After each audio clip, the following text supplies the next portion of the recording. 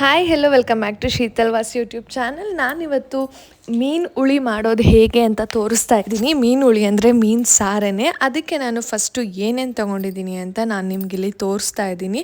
ನಾನು ರುಬ್ಬಕ್ಕೆ ಅಂತ ಹೇಳ್ಬಿಟ್ಟು 2 ಈರುಳ್ಳಿನ ದಪ್ಪಗೆ ಹಚ್ಚಿ ಇಟ್ಕೊಂಡಿದ್ದೀನಿ. ಒಂದು 4 ಭಾಗ ಮಾಡಿಕೊಂಡ್ರು ಸಾಕು. ಆಮೇಲೆ ಒಂದು 2ರಿಂದ 3 ಟೊಮೊಟೊನೂ ಕೂಡ ನಾನು ಈ ರೀತಿ ಹಚ್ಚಿಟ್ಕೊಂಡಿದ್ದೀನಿ. ಇದನ್ನು ಕೂಡ ರುಬ್ಬೋದ್ರಿಂದ 1-2 ಹೋಳು ಮಾಡಿಕೊಂಡ್ರು ಸಾಕು. ಆಮೇಲೆ ಸ್ವಲ್ಪ ಕಾಯಿ ತುರಿ ತೊಗೊಂಡಿದ್ದೀನಿ. ಕಾಯಿ ತುರಿನೂ ತುಂಬ ಜಾಸ್ತಿ ಹಾಕಕ್ಕೆ ಹೋಗಬಾರ್ದು ಮೀನು ಹುಳಿಗೆ. ಅದು ಕಾಯಿ ಥರನೇ ಅನಿಸ್ಬಿಡುತ್ತೆ. ಅದನ್ನ ತೊಗೊಂಡು ಅಟ್ಲೀಸ್ಟ್ ರಸ ಹಿಂಡ್ಕೊಂಡು ರುಬ್ಕೊಂಡು ಹಿಂಡ್ಕೊಬೋದು. ಅಥವಾ ಇಲ್ಲ ಅಂತಂದರೆ ಒಂದು ಸ್ವಲ್ಪ ಅಷ್ಟು ಕಾಯಿ ತುರಿನ ಮಾತ್ರ ತೊಗೋಬೋದು.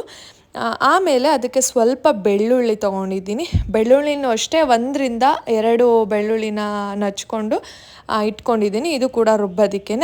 ಆಮೇಲೆ ಒಂದು ಸ್ವಲ್ಪ ಬೇಳೆ ಸಾಂಬಾರು ಪುಡಿ, ಆಮೇಲೆ ಒಂದು ಸ್ವಲ್ಪ ಮಟನ್ ಸಾಂಬಾರು ಪುಡಿನ ನಾನು ತೊಗೊಂಡಿದ್ದೀನಿ. ಇದೆರಡನ್ನೂ ತೊಗೋಬೋದು ಅಥವಾ ಒಂದನ್ನೇ ಹಾಕ್ಬೋದು. ಆಮೇಲೆ ಸ್ವಲ್ಪ ಕೊತ್ತಂಬರಿ ಸೊಪ್ಪನ್ನ ತೊಗೊಂಡಿದ್ದೀನಿ. ಈಗ ಇದಿಷ್ಟನ್ನು ಒಂದು ಮಿಕ್ಸಿ ಜಾರ್ಗೆ ಹಾಕ್ತಾಯಿದ್ದೀನಿ. ಇದಿಷ್ಟನ್ನು ರುಬ್ಬಬೇಕು. ಇನ್ನೇನು ಹಾಕಬೇಡಿ ಇದಕ್ಕೆ. ಯಾವುದೇ ರೀತಿಯ ಚಕ್ಕೆ ಲವಂಗ ಏನೂ ಹಾಕಬಾರ್ದು.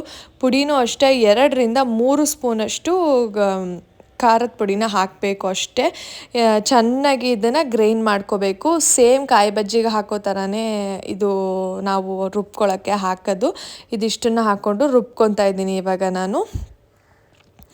ರುಬ್ಬಿ ಅದನ್ನು ತುಂಬ ನೀರು ಹಾಕಿ ಕೂಡ ತೆಳ್ಳಗೂ ಅದನ್ನು ರುಬ್ಬಾರ್ದು.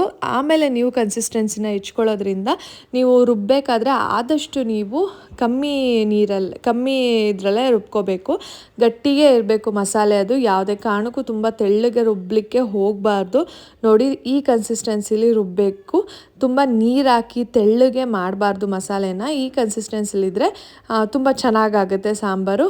ಈಗ ನಾನು ಮೀನನ್ನ ನೀಟಾಗಿ ತೊಳೆದು ಇಟ್ಕೊಂಡಿದ್ದೀನಿ. ಆಲ್ಮೋಸ್ಟ್ ಕ್ಲೀನ್ ಮಾಡಿಸಿ ಡೈರೆಕ್ಟ್ ತರಿಸಿದ್ದು ನಾವು ಫಿಶ್ನ ಕ್ಲೀನ್ ಮಾಡಿಸಿ ಡೈರೆಕ್ಟು ಅವ್ರ ಹತ್ರನೇ ತೊಳೆಸಿ ಆಮೇಲೆ ಮನೆಗೂ ಬಂದು ತೊಳೆದಿದ್ವಿ. ಮೀನು ತೊಳೆದು ಅದಕ್ಕೆ ಒಗ್ಗರಣೆಗೆ ಸ್ವಲ್ಪ ಈರುಳ್ಳಿನ ಕಟ್ ಮಾಡಿ ಇಟ್ಕೊಂಡಿದ್ದೀನಿ. ಈಗ ಒಂದು ಪಾತ್ರೆಯಲ್ಲಿ ಎಣ್ಣೆನ ತೊಗೊಂಡಿದ್ದೀನಿ. ಎಣ್ಣೆಗೆ ಸ್ವಲ್ಪ ಒಗ್ಗರಣೆ ರೀತಿ ಒಗ್ಗರಣೆಗೆ ಹಾಕೋಕ್ಕೆ ನಾನು ಸ್ವಲ್ಪ ಜೀರಿಗೆನ ಹಾಕ್ತಾಯಿದ್ದೀನಿ.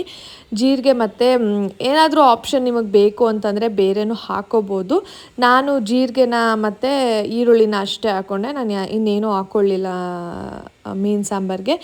ಜೀರಿಗೆ ಹಾಕಿ ಆದಮೇಲೆ ಅದು ಸ್ವಲ್ಪ ಚಟಪಟ ಅಂದಮೇಲೆ ನಾನು ಸ್ವಲ್ಪ ಸಣ್ಣದಾಗಿ ಹಚ್ಚಿಟ್ಕೊಂಡಿದ್ದಂಥ ಈರುಳ್ಳಿನ ಹಾಕ್ಕೊಂಡು ಅದು ಒಂದು ಸ್ವಲ್ಪ ಬ್ರೌನಿಷ್ ಆಗೋ ತನಕ ಅದನ್ನು ಚೆನ್ನಾಗಿ ಫ್ರೈ ಮಾಡಿಕೊಂಡೆ. ಇದನ್ನು ಚಿಕನ್ ಮಾಡೋ ರೀತಿ ಮಾಡಿಬಿಟ್ಟಿರ ಆಮೇಲೆ ಫ್ರೈ ಮಾಡೋಕ್ಕೆ ಅಂತ. ಇದು ಮೀನು ಯಾವುದೇ ರೀತಿಯಾಗಿ ಫಸ್ಟೇ ಮೀನನ್ನ ಹಾಕಬಾರ್ದು. ಜಸ್ಟು ಈ ರೀತಿ ಈರುಳ್ಳಿ ಸ್ವಲ್ಪ ಬ್ರೌನಿಷ್ ಆಗ್ತಾಯಿದೆ ಅಂದಿದ ತಕ್ಷಣ ನಾವು ರುಬ್ಬಿಟ್ಕೊಂಡಿದ್ದಂಥ ಮಸಾಲೆನ ಅದರೊಳಗಡೆ ಹಾಕಬೇಕು. ಆ ಮಸಾಲೆನೂ ಅಷ್ಟೇ ನೀವು ಈಗಲೇ ನೋಡ್ತಾ ಇದ್ದೀರಾ ಅಲ್ವಾ, ಇಷ್ಟೇ ಕನ್ಸಿಸ್ಟೆನ್ಸಿಲಿರಬೇಕು. ಯಾವುದೇ ಕಾರಣಕ್ಕೂ ನೀರು ಹಾಕಿ ಮಸಾಲೆನ ರುಬ್ಬೇಡಿ, ಚೆನ್ನಾಗಿ ಆಗೋದಿಲ್ಲ. ಈ ರೀತಿ ಫುಲ್ಲು ಮಸಾಲೆನ ಹಾಕಿ ಅದನ್ನು ಮಿಕ್ಸ್ ಮಾಡಬೇಕು. ನಿಮಗೆ ಗೊತ್ತಿರುತ್ತಲ್ಲ, ಯಾವುದೇ ರೀತಿಯ ಮಸಾಲೆಸ್ ಹಾಕಿದ್ರೂ ನಮಗೆ ಅದು ತುಂಬ ಹಸಿ ವಾಸನೆ ಹೊಡೆಯುತ್ತೆ. ಮೀನು ಸಾರೇ ಅಂತಲ್ಲ, ಯಾವುದೇ ರೀತಿಯ ಮಟನ್ ಸಾರು ಮಾಡಬೇಕು ಅಂದರೂ ಫಸ್ಟು ನಾವು ರುಬ್ಬಿಟ್ಕೊಂಡಿದ್ದಂಥ ಮಸಾಲೆ ಸ್ಮೆಲ್ ಹೋಗೋ ತನಕ ನೀಟಾಗಿ ಹಸಿ ವಾಸನೆಗೆ ನಾವು ಹುರ್ಕೋಬೇಕು. ಫ್ರೈ ಮಾಡ್ತಾನೇ ಇರಬೇಕು ನಾವು. ನಾನು ಆ್ಯಕ್ಚುಲಿ ಇದನ್ನು ಮೀನು ಸಾಂಬಾರನ್ನ ನಮ್ಮ ಚಿಕ್ಕಮ್ಮ ಹೇಳ್ಕೊಟ್ಟಿದ್ರೊಬ್ಬರು. ಟ್ರೈ ಮಾಡೋಣ ಅಂತ ಮಾಡೋಕ್ಕೆ ಆಗಲಿ. ನಿಜವಾಗ್ಲೂ ಎಷ್ಟು ಚೆನ್ನಾಗಿ ಬಂದಿತ್ತು ಅಂತ ಅಂದರೆ ನೀವೇ ಹೇಳ್ತೀರಾ. ಮನೇಲಿ ಟ್ರೈ ಮಾಡಿ ನೋಡಿ. ಅದರಲ್ಲೂ ಈ ವೆದರಿಗೆ ಒಳ್ಳೆ ಮೀನು ಸಾಂಬಾರು ಮಾಡ್ಕೊಂಡು ತಿಂದರೆ ತುಂಬ ಅಂದರೆ ತುಂಬ ಚೆನ್ನಾಗಿರುತ್ತೆ. ನಮ್ಮನೇಲೂ ಕೂಡ ಸಖತ್ತಾಗಿತ್ತು. ನೀವೇ ಕಮೆಂಟ್ ಮಾಡ್ತೀರಾ ತುಂಬ ಚೆನ್ನಾಗಾಗಿತ್ತು ಅಂತ. ಬಟ್ ಎಲ್ಲ ಕೈ ಅಳತೆಯಲ್ಲಿರುತ್ತೆ, ಅದ್ರ ಮೇಲೆ ಡಿಪೆಂಡು. ಯಾವುದು ಕೂಡ ಮಸಾಲೆ ಆಗಲಿ ಏನೇ ಆಗಲಿ ಇದಕ್ಕೆ ಹೆವಿ ಮಾಡ್ಕೊಳ್ಳೋದಕ್ಕೆ ಹೋಗಬಾರ್ದು. ಫಿಶ್ ಸಾಂಬಾರಿಗೆ ಏನೇ ಆದ್ರೂ ಕಮ್ಮಿ ಮಸಾಲೆಲೇ ಹಾಕಬೇಕು. ನಾವು ಮಟನ್ ಸಾರಿಗೆ ಹಾಕೋ ರೀತಿ ಆಗಲಿ ಚಾಪ್ಸ್ಗೆ ಹಾಕೋ ರೀತಿ ಆಗಲಿ ಯಾವುದೇ ರೀತಿಯ ಮಸಾಲೆ ಐಟಮ್ಸ್ನ ಇದಕ್ಕೆ ಹಾಕಲ್ಲ ನಾವು. ಜಸ್ಟ್ ಸಿಂಪಲಾಗಿ ಮಾಡೋ ಸಾಂಬಾರಿದು. ಅದಕ್ಕೆ ನಾನು ನಿಮಗೆ ತೋರಿಸ್ಕೊಡ್ತಾ ಇದ್ದೀನಿ. ಆಮೇಲೆ ನಾನು ಸೈಡಲ್ಲಿ ಒಂದು ಬೌಲ್ಗೆ ಹುಣಸೆಹಣ್ಣನ್ನು ಹಾಕಿ ನೀರು ಹಾಕಿ ಬಿಸಿಗೆ ಇಟ್ಟಿದ್ದೆ ನಾನು. ಹಂಗೂ ಕೂಡ ಮಾಡ್ಬೋದು. ಅಥವಾ ನಾವು ಹಾಗೇ ಕಲಸಿ ನೆನೆಸಿಟ್ಬಿಟ್ಟು ಸ್ವಲ್ಪ ಹೊತ್ತು ಆಮೇಲೆ ಕಲಸಿಡ್ತೀನಿ ಅಂತ ಅಂದರೆ ಹಾಗೂ ಕೂಡ ಮಾಡ್ಬೋದು. ಅದು ನಮಗೆ ಬಿಟ್ಟಿದ್ದು. ನಾನು ಮತ್ತೆ ಇನ್ನೂ ಸ್ವಲ್ಪ ನೀರು ಹಾಕೋತಾ ಇದ್ದೀನಿ, ಬಿಕಾಸ್ ಮಸಾಲೆ ಬೆಂದಾದಮೇಲೆ ಈಗ ಸ್ವಲ್ಪ ನೀರನ್ನ ಜಾಸ್ತಿ ಮಾಡಿಕೊಂಡು ತೆಳ್ಳಗೆ ಮಾಡ್ಕೊತಾ ಇದ್ದೀನಿ ಸಾಂಬಾರನ್ನ. ಆದಷ್ಟು ಎಷ್ಟು ತೆಳ್ಳಗಿರುತ್ತೋ ನಮಗೆ ಅಷ್ಟು ಟೇಸ್ಟ್ ಚೆನ್ನಾಗಿರುತ್ತೆ. ಮೀನು ಸಾರು ಗೊತ್ತಲ್ಲ, ಕುಡ್ಕೊಂಡೇ ಬಿಡ್ತಾರೆ, ಮೀನು ಸಾರು ಹಂಗಿರುತ್ತೆ. ಅದನ್ನು ಮೀನು ಸಾಂಬಾರು ಅನ್ನೋದಕ್ಕಿಂತ ನಮ್ಮ ಕಡೆ ಮೀನು ಹುಳಿ ಅಂತಲೇ ಅಂತಾರೆ. ಅದಕ್ಕೆ ಆಮೇಲೆ ಇದನ್ನು ಕೂಡ ತುಂಬ ಬೇಯಿಸಬೇಕು, ಅಂದರೆ ಅದು ಸ್ವಲ್ಪ ಕುದಿಬೇಕು. ಕುದಿಯೋ ತನಕ ಅದನ್ನು ಹಾಗೆ ಲೋ ಫ್ಲೇಮಲ್ಲೇ ಬಿಡಬೇಕು. ಯಾವುದೇ ಕಾರಣಕ್ಕೂ ಹೈ ಫ್ಲೇಮಲ್ಲಿ ಸಾಂಬಾರನ್ನ ಮಾಡಬೇಡಿ, ಚೆನ್ನಾಗಿರೋದಿಲ್ಲ. ಅದು ಬೇಗ ಬೆಂದೋಗ್ಬಿಡ್ಲಿ, ಬೇಗ ಆಗಿಬಿಡ್ಲಿ ಅಂತ ಮಾಡೋದು ರುಚಿ ಕೆಟ್ಟೋಗ್ಬಿಡುತ್ತೆ.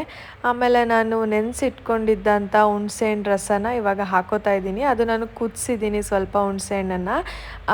ಕುದಿಸಿರೋದ್ರಿಂದ ನನಗೆ ಅಲ್ಲಿ ಆ ಸೆಕೆಂಡಲ್ಲಿ ನನಗೆ ಹುಣಸೆಹಣ್ಣನ್ನು ಚಿವುಟಕ್ಕೆ ಆಗಲಿಲ್ಲ. ಏನಕ್ಕೆ ಅಂತಂದರೆ ನೀರು ತುಂಬ ಸುಡ್ತಾ ಇತ್ತು, ಆ್ಯಂಡ್ ಹುಣಸೆಹಣ್ಣು ಕೂಡ ಸುಡ್ತಿದ್ದರಿಂದ ನನಗೆ ಚಿವುಟಕ್ಕೆ ಆಗಲಿಲ್ಲ. ಅದಕ್ಕೋಸ್ಕರ ನಾನು ಸ್ವಲ್ಪ ನೀರನ್ನ ಮಾತ್ರ ಹಾಕ್ಕೊಂಡು ನಾನು ಕುದಿಯೋದಕ್ಕೆ ಬಿಟ್ಬಿಟ್ಟೆ. ಆಮೇಲೂ ಕೂಡ ನಾವು ಅದನ್ನು ಕಲಸಿ ಹಾಕೋಬೋದು, ಅದೇ ಫಾಲ್ಟ್ ಇಲ್ಲ. ಅದಕ್ಕೋಸ್ಕರ ನಾನು ಆ ಟೈಮಲ್ಲಿ ಸ್ವಲ್ಪನೇ ಹುಣಸೆಹಣ್ಣು ರಸನ ಹಾಕಿದೆ. ನಾನು ಅಲ್ಲಿ ನೀರು ಹಾಕಿದ್ನಲ್ಲ, ಆ ಕನ್ಸಿಸ್ಟೆನ್ಸಿ ಅಷ್ಟು ನೀರನ್ನು ಕೂಡ ನಾನು ಆ್ಯಡ್ ಮಾಡಿದೆ. ತುಂಬ ಚೆನ್ನಾಗಿರುತ್ತೆ ಹುಣಸೆಹಣ್ಣು ಹುಳಿ. ನಾವು ಹಾಕಿದಷ್ಟು ಹುಳಿ ಅದು ಸಾಂಬಾರು ಚೆನ್ನಾಗಾಗುತ್ತೆ. ಹುಣಸೆಹಣ್ಣು ಹುಳಿ ಆಗಲಿಲ್ಲ ಅಂತ ಹೇಳ್ಬಿಟ್ಟು ಅಷ್ಟೇ ನಾನು ಅದನ್ನು ಹಾಗೆ ಬಿಟ್ಟೆ. ನೋಡಿ, ನಾನು ಇಷ್ಟು ಅದಾದಮೇಲೆ ರುಚಿಗೆ ತಕ್ಕಷ್ಟು ಉಪ್ಪು. ಯಾವುದೇ ಕಾರಣಕ್ಕೂ ನೀವು ನಾನ್ ವೆಜ್ ಆಗಲಿ ಯಾವುದೇ ಆಗಲಿ ಏನೇ ಮಾಡೋಕ್ಕೋದ್ರೂ ಸಣ್ಣ ಉಪ್ಪನ್ನ ಅವಾಯ್ಡ್ ಮಾಡಿ. ಆದಷ್ಟು ದಪ್ಪ ಬಳಸಿ. ಎಲ್ಲ ಅಡುಗೆಗೂ ಅಷ್ಟೇ ದಪ್ಪ ಉಪ್ಪನ್ನ ಬಳಸಿ. ದಪ್ಪ ಉಪ್ಪೇ ರುಚಿಕರವಾದ ಉಪ್ಪು. ಸಣ್ಣ ಉಪ್ಪಿಂದ ಏನು ರುಚಿ ಆದ್ಮೇಲೆ ಅದನ್ನ ನಾನು ಉಪ್ಪನ್ನ ಹಾಕಿ ಇವಾಗ ಅದನ್ನ ಕುದಲಿಕ್ಕೆ ಬಿಟ್ಟೆ. ಅದು ಕೂಡ ನೋಡಿ ಈಗ ಸ್ಟಾರ್ಟ್ ಆಗ್ತಾ ಇದೆಯಲ್ಲ, ಆ ರೀತಿ ಸಣ್ಣ ಫ್ಲೇಮಲ್ಲೇ ಅದು ಕುದಿಬೇಕು. ಈಗ ಉಪ್ಪು ಹುಣಸೆಹಣ್ಣು ಹುಳಿ ಹಾಕಿದ್ನಲ್ಲ ಅಂತೇಳಿ ಸ್ವಲ್ಪ ತಿರುಗ್ಬಿಟ್ಟು ಅದನ್ನ ಬಿಡ್ತಾ ಇದ್ದೀನಿ.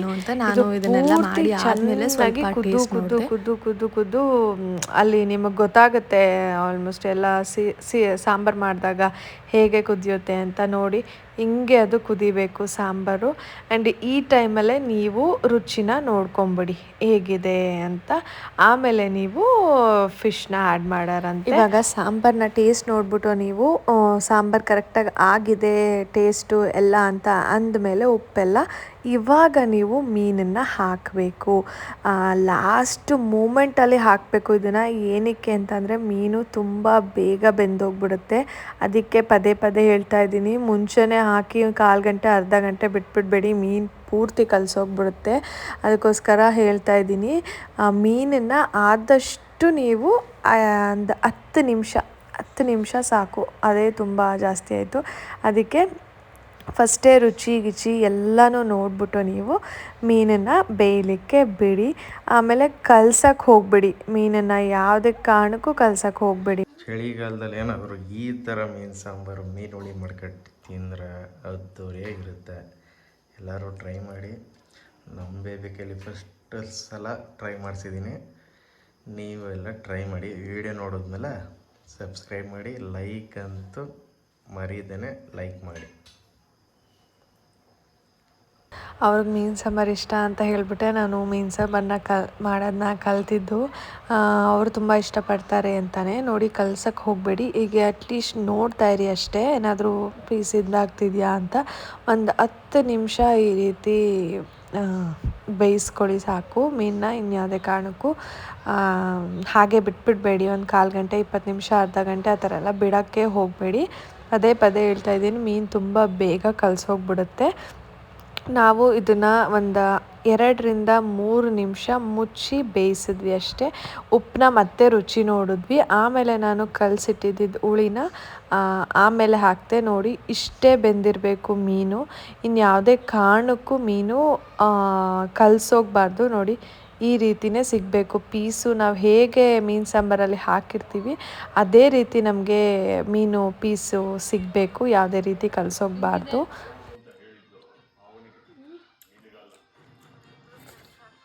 ಎಷ್ಟು ಕೊಡ್ತೀರಾ? 10 ಔಟ್ ಆಫ್ 10. ಫಿಶ್ ಸೂಪರ್ ಆಗಿದೆ. ಸಾಂಬಾರಂತೂ ಸಾಂಬಾರನ್ನೇ ಕುಡ್ಕೋಬೋದು. ನೀವು ಕುಡಿತೀರಾ? ಹ್ಞೂ ಅಂತಿದ್ದೀರಲ್ಲ. ನೀನು 1 ವರ್ಷ ಆದಮೇಲೆ ಮಗನೇ ಏಯ್ ಯಾಕಲಿ? ನಿಮ್ಗಿಷ್ಟ ಆಯ್ತಾ ಮೀನು? ನೀವು ತಿಂತೀರಾ ಮೀನು? ನೀವು ತಿಂತೀರಾ?